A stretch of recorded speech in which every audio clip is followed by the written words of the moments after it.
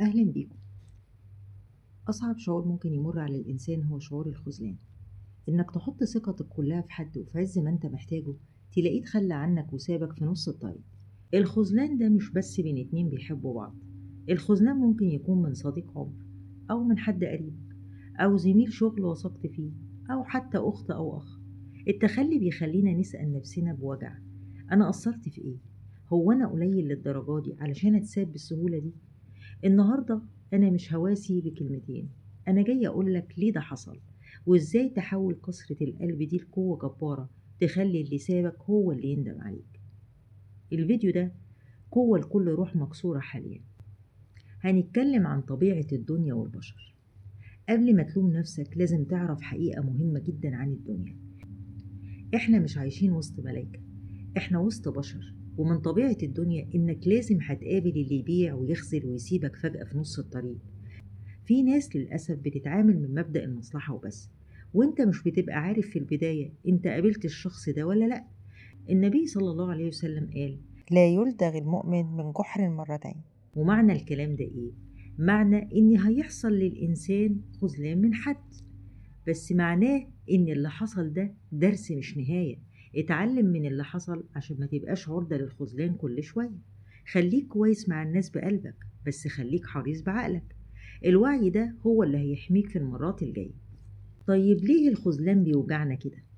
عارفين ليه بننهار؟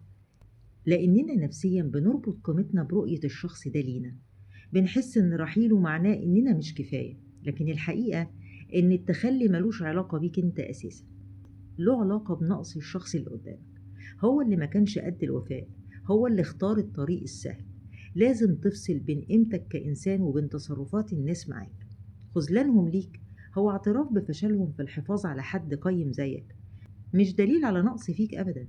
قيمتك ثابتة قبل وجودهم وبعد رحيلهم. طب لو اتكلمنا عن حكمة التخلي، ساعات ربنا سبحانه وتعالى بيسمح بالخذلان عشان يفوقنا.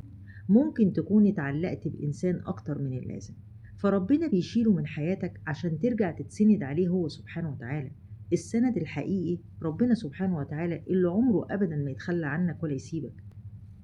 لازم تعرف إن التخلي هو عملية تصفية.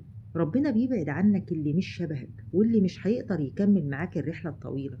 الشخص اللي سابك النهاردة هو في الحقيقة كان عقبة في طريقك وانت مش شايف ده، وربنا خفف عنك الحمل ده عشان تقدر تواصل حياتك صح. طيب لو جينا بقى نتكلم عن روشتة التعافي، ازاي تقوم من تاني وتنسى اللي حصل لك؟ عشان تداوي جرحك محتاج تعمل 3 حاجات. أول حاجة: وقف لوم نفسك. بلاش تدور في الدفاتر القديمة وتقول أنا لو كنت عملت كذا، أنا لو كنت قلت كذا. اللي عايز يمشي هيمشي مهما عملت. تاني حاجة: اقطع خيوط المراقبة.